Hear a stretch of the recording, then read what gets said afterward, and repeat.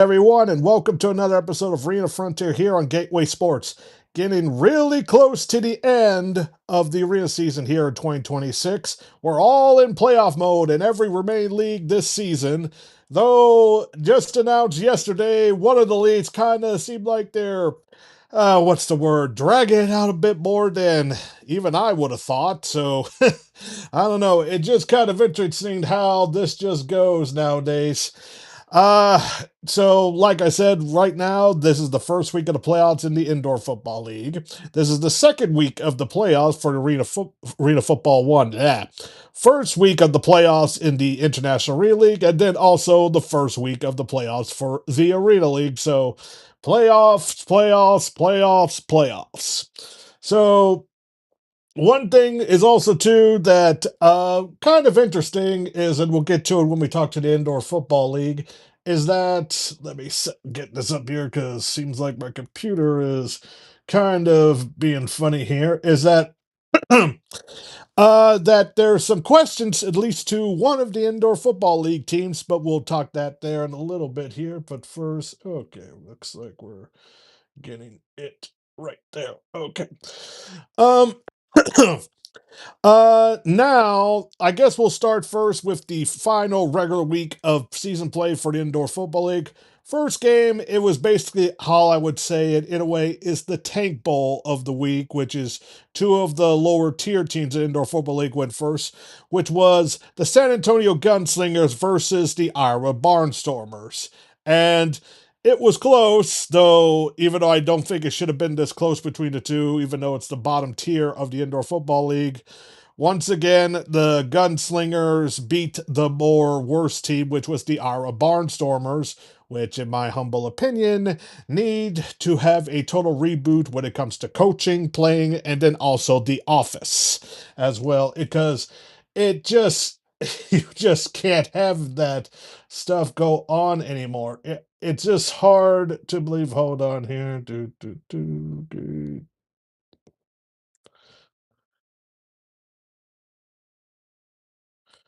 we go. Get back going. Okay, sorry about that. It just that they need to have a reboot totally because the last few years, the Barnstormers, especially with that name in arena football, doing as badly as they have been is just not good for business and especially for that fan base. It just cannot work. It just can't. And hopefully they get it changed soon, but I digress. But like I said, it was a close game at the beginning, but then, and the thing is that the Barnstormers actually had the edge going into halftime, but then they get shut out, and the Gunslingers just had to score two times and they won. It just can't work for the Iowa Barnstormers. It just can't. It just can't. You just have to hope that sooner or later that they just get better, but you just don't know. All right. Stats for the game here. Like I said, the San Antonio Gunslingers win 33 to 26. San Antonio quarterback Jocon Kalazu 20 to 31, 139 years, one TD, one interception, seven rushing attempts for 22 yards, and two rushing TDs. Uh, Kind of a fullback in a way. The only other rushing touch came from one of the linemen, TJ Falupa, sorry. One attempt for a yard and a touchdown. Wide receiver Glenn Gibbons, five receptions for 62 yards, and wide receiver Darion McShane, five receptions, 24 yards, and a touchdown. And best defensive player for the gunslinger, Faliuga Pelletti, two tackles and a sack. For the Barnstormers, Aaron Aiken, 5 through 7, 6 yards, six touchdowns, seven attempts, 68 yards, and a touchdown. Running back David Elder, 12 attempts, 26 yards, and a touchdown. Wide receiver Josh Simmons, one reception, 16 yards, and a TD. And wide receiver Curtis Ravenall, three receptions, 11 yards, and a touchdown. And best defensive performance Ryan Nixon, three tackles, and an interception. Next one was basically more of a seeding deal, though, with the between the Tuscan Sugar Skulls and the San Diego Strike Force. Though the Strike Force did rest their starting quarterback, and the backup was in Kyle Kelly instead of their regular starter. And it was a little bit close. It's just that it would have been maybe not as close if it wasn't for Kelly's interception. Like there were some turnovers and like throwing interceptions, like right getting close to scoring on the Sugar Skulls side of the deal. So it's just disappointing how that happened. And uh it's just a little bit interesting how that went there. But like I said, it should not have been that close there, though. For Tuscan, they even though they are in the playoffs, it's just bare seated. And strangely, though, like they're going to try to do it all they can because you have to remember the Indoor Football League Championship is played in their home stadium. I do find that kind of a little bit hard with the travel they have to do to get there with all the opponents in the front of them, but it's possible, but a low possibility. But this was a very good game for both teams, though they rest their quarterback, maybe a few other players at the end. This was just a way because San Diego Strike Force has the number one seed in the Western Conference, and they just need to just have all the best players rested, ready to go. Because in the Indoor Football League, the top two teams do not get a bye like in the Arena Football One. They actually play.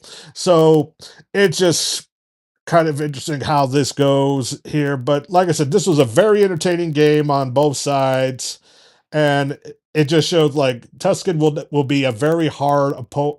They will not basically will not give up. So, like I said, they do want to try to get to the championship. It's at their home stadium, so they want to get there. Like I said, it's going to be kind of hard, but like I said, San Diego Strike Force beats the Tuscan Sugar Skulls 40-36 in a very good close game. Tuscan Sugar Skull Dwayne Mathis 8 to 14, 123 yards, 2 TDs, 9 rushing attempts for 46 on a rushing TD. Running back TD Ayo Deaje 7 attempts, 8 yards, 2 TDs for 9 yards. Rushing. I mean, oh, 9 yards receiving. Sorry. Wide receiver Justin McGritt 3 receptions, 63 yards and a touchdown. Wide receiver Terrell Brown 1 reception, 29 yards and a TD. On the defensive side for the Sugar Skulls, Chucky Williams 6 assists and 2 INTs. San Diego Strike Force quarterback Kyle Kelly 7 through 17, 89 yards, 2 TDs, 2 interceptions. 18 rushing attempts for 127 yards and a touchdown. Yeah, Kelly's more of a runner than a passer. Running back Terrell Green Jr., 60 attempts for 42 yards and a touchdown. 1 reception for 4 yards. Wide receiver Shane Hooks, 3 receptions, 44 yards, and 2 TDs. And then on the defensive side, Devin Hartford, 4 tackles and 3 assists. Next one, we got the Tulsa Oilers facing the Quad City Steamwheelers.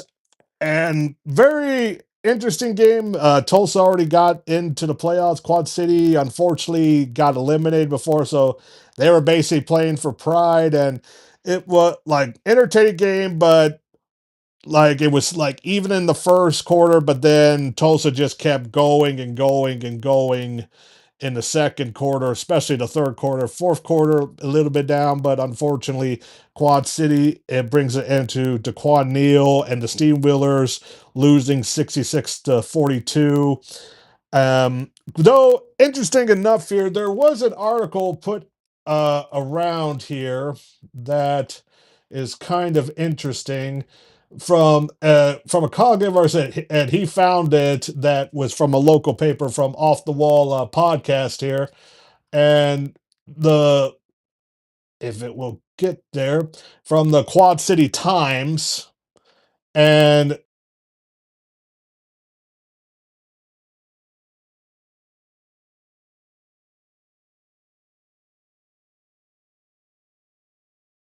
my computer can there we go. uh his official okay. And strangely, okay, here we go. When the clock struck zeros at one extra untimed play was run, the Quad City Steamroller season came to a crashing halt. A final 66-42 Indoor Football League home setback to the playoff bound Tulsa Oilers ended a 5-11 Wheeler season. In a frustrating campaign, just about everything that could have gone wrong did. It was the same story on Saturday and left those in the QC camp with a lot more questions than answers.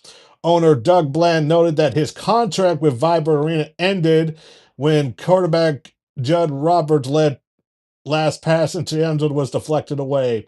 He said that he had a meeting with the new arena executive director Rick Egger this past Thursday.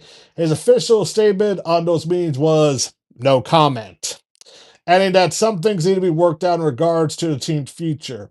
This was also plenty left to be figured on the field too after things went south after QC led 10-9 after the first quarter. Tulsa quarterback TJ Edwards picked apart QC secondary for 6 touchdown tosses. Yeah, we get that part. So going through there, I'll go back a little bit there for a moment, but it just that I'll read the stats here a little bit after. So yeah, so there's questions of the Quad City Steamwheelers now because as of right now for 2027, they don't have a place to play because they still have to work out a new contract. So will they stay? Will they go? Will they end? Like, I don't know if it doesn't look like they're going to end because with Bland, it doesn't seem like that's going to happen, one would think. But now the question is, do they stay in that arena or go somewhere else? So now we got a franchise in the football that could possibly move to a different place. And there's many places they could go, but the question is, where do they want to go? And what is available for them? Like, I know I'm from the St. Louis area. We would love to have them, but is that an option they want to go to, especially since the only place they would be able to play right now would be the Family Arena in St. Charles, Missouri.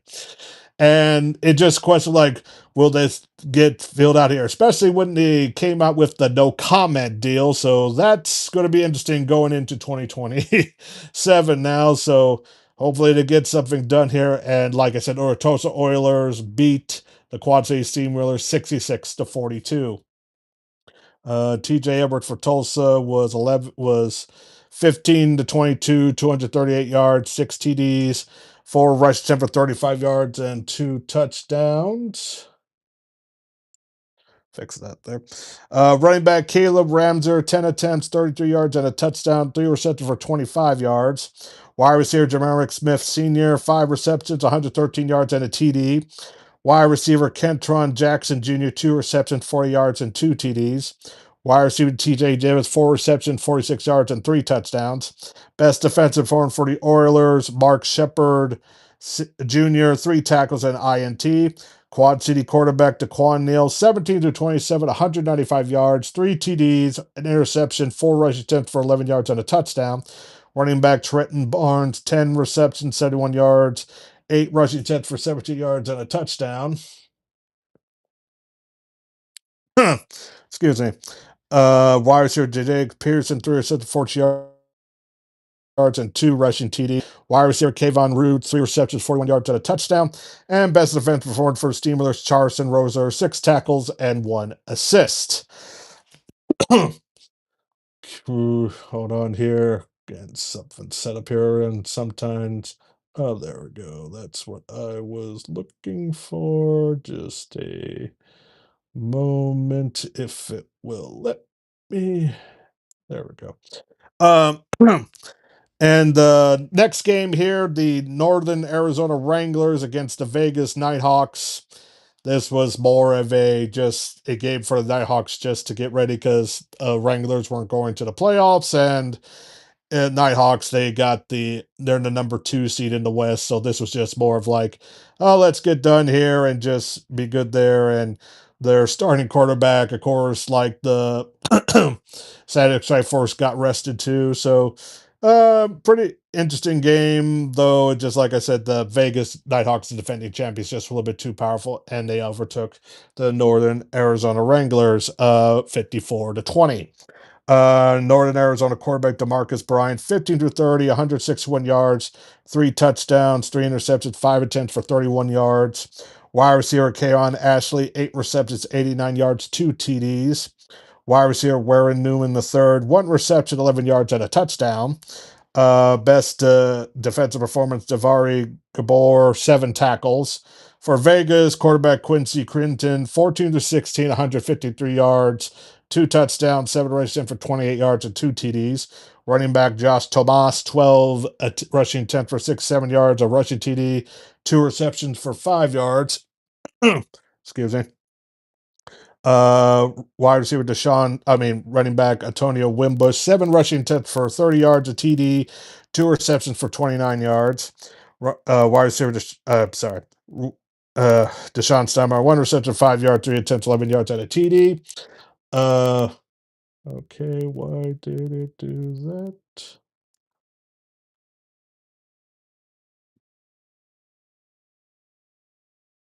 Okay, well, that's there we go. Sorry.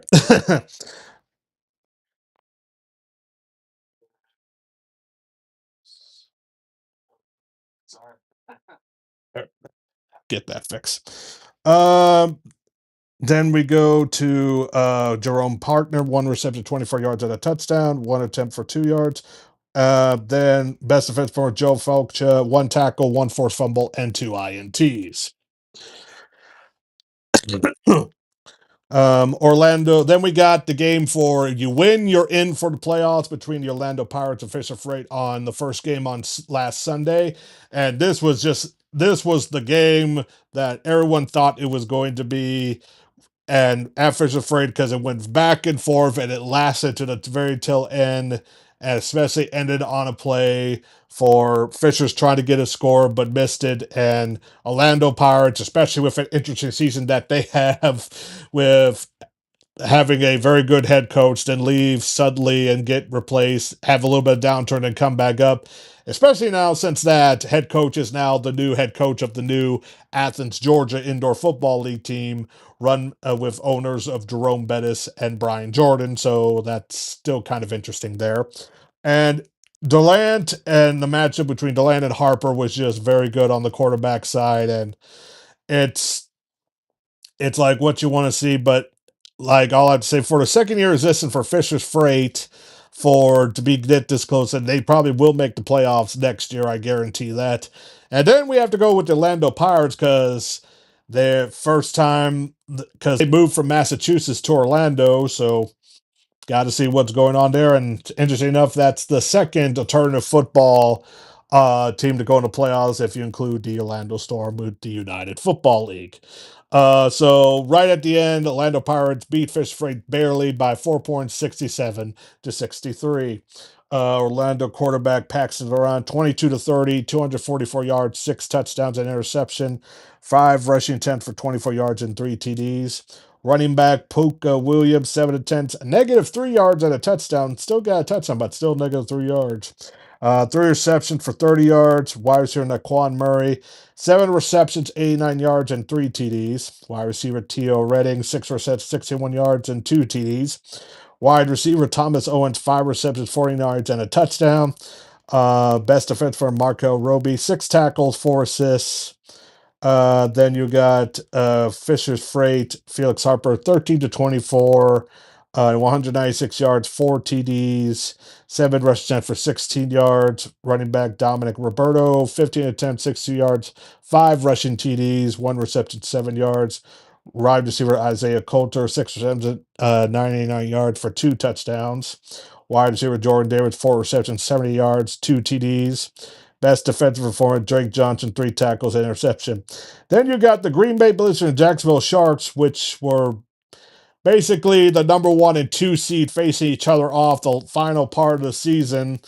And like it was an entertaining game, but it was kind of like Green Bay already had that 1 seed locked up pretty good. So this was just a game to just go back and forth. Though the Jacksonville Sharks did beat the Green Bay Blizzard. Both of them played their starters, so this probably would be a good matchup. Probably more likely will be the Eastern Conference final for the playoffs here for the Indoor Football League in the playoff, but anything could happen. Stranger things have happened when it comes to arena football, especially during playoff time. And once again, the Jacksonville Sharks beat the Green Bay Blizzard 60-47. Green Bay quarterback Liam Thompson, 10 through 16, 97 yards and a touchdown, 5 rushing attempts, 23 yards and a TD. Other quarterback Cole Stenstrom, 5 through 6, 51 yards, a touchdown, 2 rushing attempts for 5 yards and a TD. Running back Kari Robinson, 10 rushing attempts, 31 yards, and 2 TDs. Wide receiver Trevon Alexander, 5 receptions, 54 yards, and 2 TDs. Best defensive performance, Terval Grant, 3 tackles, 1 assist, and a sack. Jacksonville quarterback Sammy Edwards, 15 through 19, 196 yards and 7 TDs, 10 rushing attempts for 29 yards and a touchdown. Running back Jimmy Robinson Jr., 12 attempts, 18 yards, 1 reception for 4 yards. Wide receiver Jadon Stoshak, 8 receptions, 94 yards, and 3 TDs. Wide receiver Markel Wade, 4 receptions, 84 yards, 4 TDs, 1 reception for 4 yards. And best defense for former Devontae Davis, 2 tackles, 1 assist, and 2 sacks. And the matchups for the Indoor Football League goes as follows here. For Saturday, you got the number 3 Tulsa Oilers versus the Jacksonville Sharks at 7 o'clock. Then Sunday, you got the number 4 Orlando Panthers versus the number 1 Green Bay Blizzard at 2 o'clock on Sunday. Then the Arizona Rattlers versus the Vegas Nighthawks at 5:30 Eastern Time. Then you got the number 4 Tuscan Sugar Skulls versus San Diego Strikers at 9 o'clock Eastern. And all these games will be on the Yahoo Sports Network, and we'll go to my predictions here in a little bit later. Now we go to Arena Football 1. And the first game, the Kentucky Barrels versus the Michigan Arsenal. And interesting enough, it seems like either the league will talk to the owner or something, because all of a sudden the players that were released or suspended somehow got signed back and got paid and came back for the Kentucky Barrels. So I guess someone had to be like, well, they're in the playoffs and they need to have kind of like a good showing and stuff and that, or else it might hurt the league a little bit. So I don't know. The Kentucky Barrels is a question mark for next year to me, but how this is going. They were able to get some players back, and one player that basically did everything signed back is Joel Powell, who also is a former St. Louis Battlehawk that played in the 2020 season, and also with the Dallas Renegades as well for the UFL. Excuse me. And this was a close game in, I would say, in the first half, but then Michigan Arsenal just shut out the Kentucky Barrels in the second half with Malik Henry doing what he does and just beat them 70-36. Don't know what happened in the second half. It's just that all of a sudden all the momentum and steam just went away. So one reason probably is the injured quarterback of Dominic Hottie, because Joel Powell had to come back in as a backup for him. And like I said, Joel Powell did a lot of stuff for this game, but Michigan Arsenal, for their first year in existence, beat the Kentucky Barrels 70-36 in the battle of expansion teams in the playoffs. 70-36. Kentucky Barrel quarterback Dominic Hobby 10-18, 120 yards, 2 touchdowns, 1 INT, 11 rushing attempt for 6 yards and 2 touchdowns. Defensive back Joe Powell was 4 through 10 for 40 yards, threw for 2 interceptions, got 9 rushes for 19 yards and a touchdown, and also caught 4 balls for 52 yards and scored a touchdown as well. Wide receiver Darius Prince, 4 receptions, 55 yards and a touchdown. Also 4 returns for Joe Powell has also did 4 returns for 107 yards when it comes to the kick return game. Like I said, he did everything. Best defense for the Barrels, defensive back Nicholas Brusso, 6 tackles. Then on the Arsenal side, Malik Henry, 20 through 28, 270 yards, 7 TDs, 4 rushing attempts for -5 yards. Wide receiver Jarius Grissom, 6 receptions, 115 yards and 3 TDs. Wide receiver Trevante Long, 10 receptions, 113 yards and 2 TDs. Wide receiver Karate Brinson, 1 reception, 100 for 16 yards and a touchdown. And wide receiver Daryl Williams III, 3 receptions, 29 yards and a touchdown. And best defensive performance, defensive back Justin Skies, 5 tackles, 1 attack, 2 sacks, and a forced fumble. And the final one of the playoff game for Arena Football was the Washington Wolfpack traveling to the Minnesota Monsters. Very good game, and going back and forth in the beginning, but it just wasn't enough, even though they tried to do a comeback here with the Washington Wolfpack. And their season ends to a loss in the playoffs, 48-32. Hey, like we said, Washington Wolfpack is my most improved team of all arena football for 2026, and be interested to see how they build momentum up for this, because they did very well, and they survived, and not to mention because we'll have to see what goes on. Because, like I said, Arena Football One showing some little bit cracks in the armor, if you will, of that league. Because now the Oregon Lightning's gone, it and then the stuff with the Kentucky Barrels. It's just, what are we doing? And we just had to see what's going on. And the Minnesota Monsters, from coming from the Arena League, formerly the Duluth Harbor Monsters, but now the Minnesota Monsters, transferred well into the style of play they were before the Arena League to now. So that it just interesting to see how they go and what plans they have in the future. Like I said, Minnesota Monsters beat the Washington Wolfpack 48-32. Washington quarterback Jav Magular 20-41, 191 yards, 3 TDs, an interception, one rushing attempt for a yard. Fullback slash defensive lineman Freddie Broth Lloyd, 2 attempts, 8 yards, a touchdown, one reception for 4 yards. Fullback offensive line Jake Oliphant, 4 attempts, 8 yards, and a TD. And that's another thing too. The Washington Wolfpack would have actually had a better chance because during the broadcast, apparently there was some like weird travel going on because I know there were some like wildfires when it comes to the Northwest. And not all the players traveled at the same time due to that. And for the first half, the most of the some of the star players, including their kicker, did not make it into there because even the game was delayed an hour later for it. So even that, it'd be interesting how this would have been done here because there's a chance it probably would have been a lot closer. We might have been the same result or a lot closer if all the players for the Washington Wolfpack were able to play due to not having travel restrictions, though there is some question marks on what really happened, but there was some wildfires in the Northwest. So, uh, yeah, you just don't know. Wide receiver Tyler Stevens, 3 receptions, 71 yards, and a touchdown. Wide receiver Brandon Labana, 7 receptions, 53 yards, and a touchdown.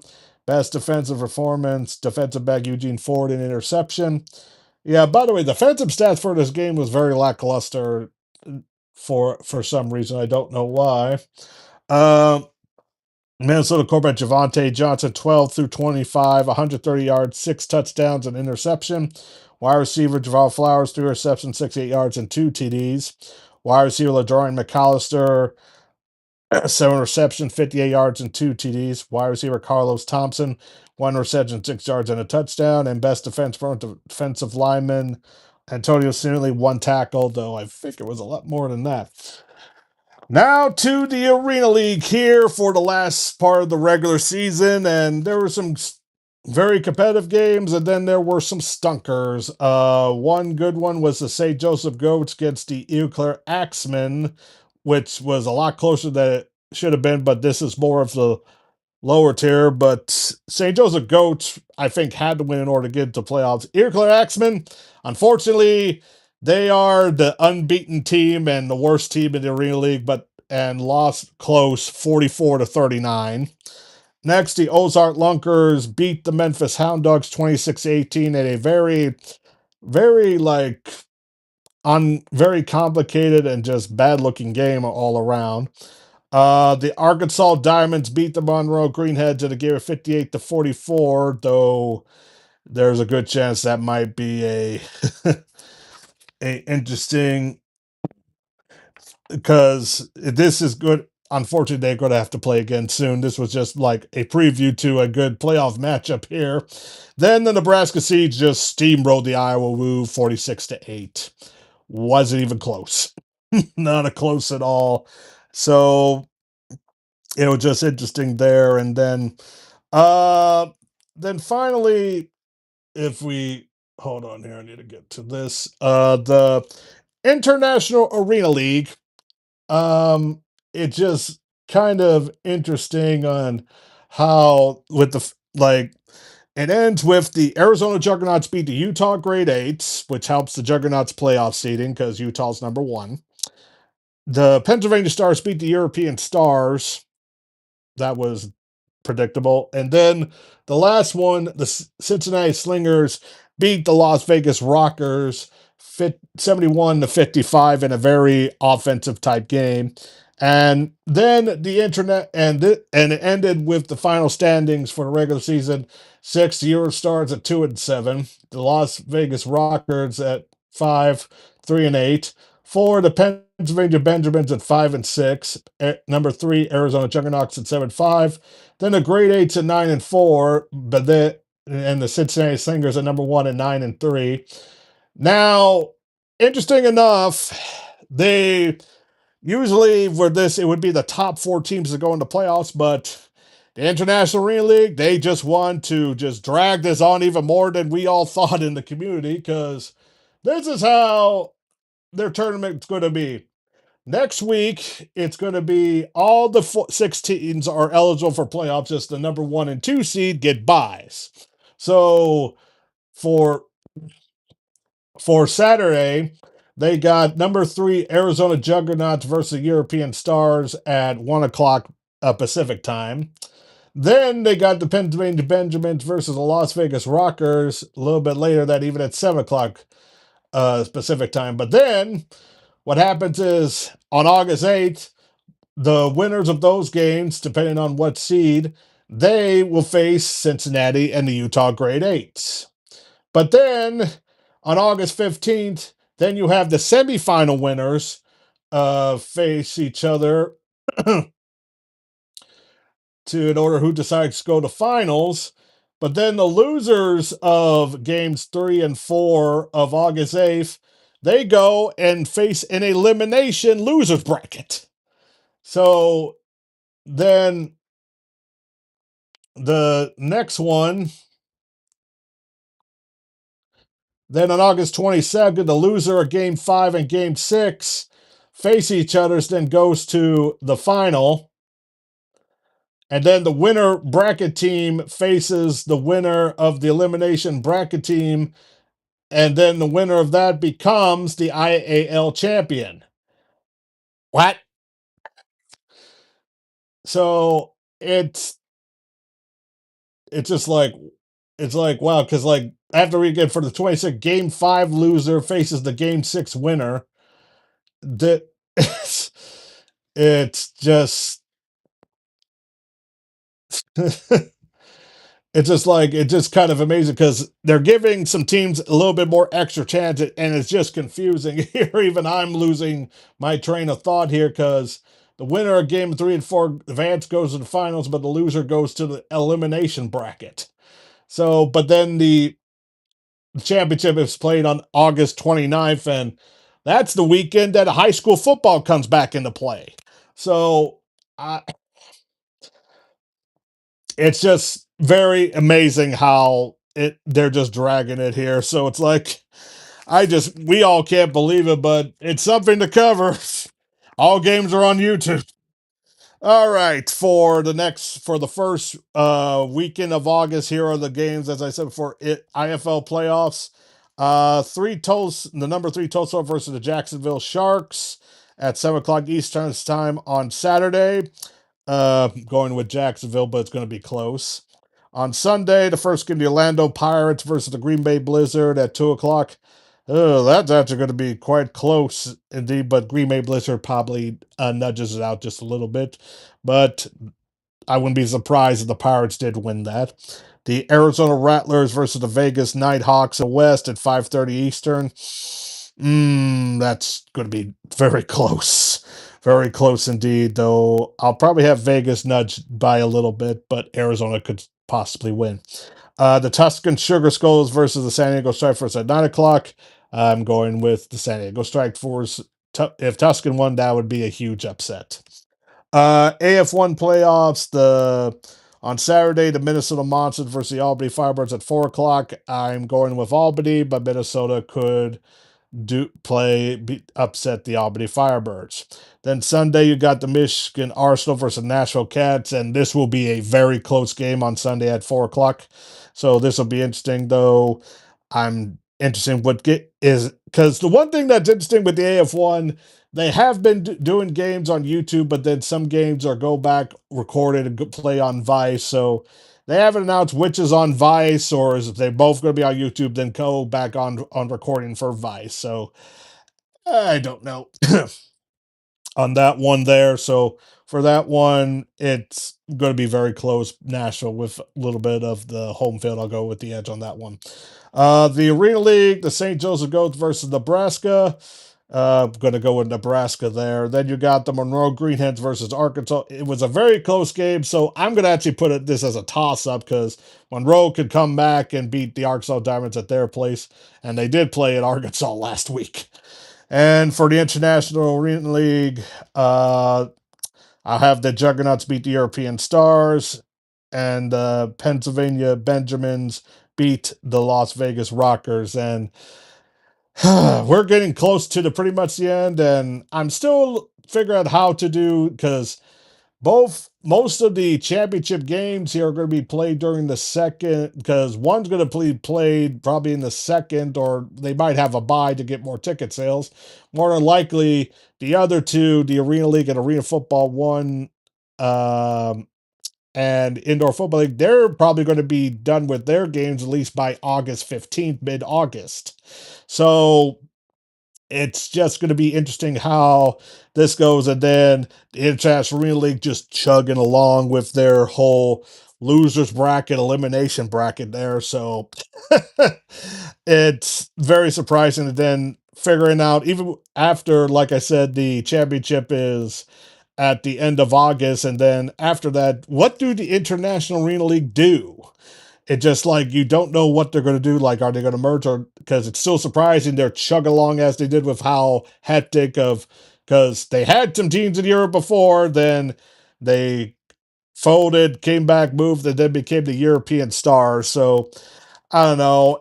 It's one of those questions you're going to have to ask and just like watch this burning inferno and see what actually happens at the end.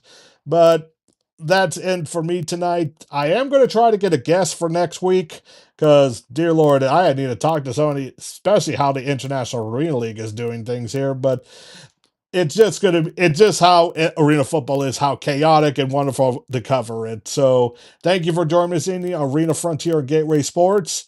Hope to see you all next week on next Tuesday.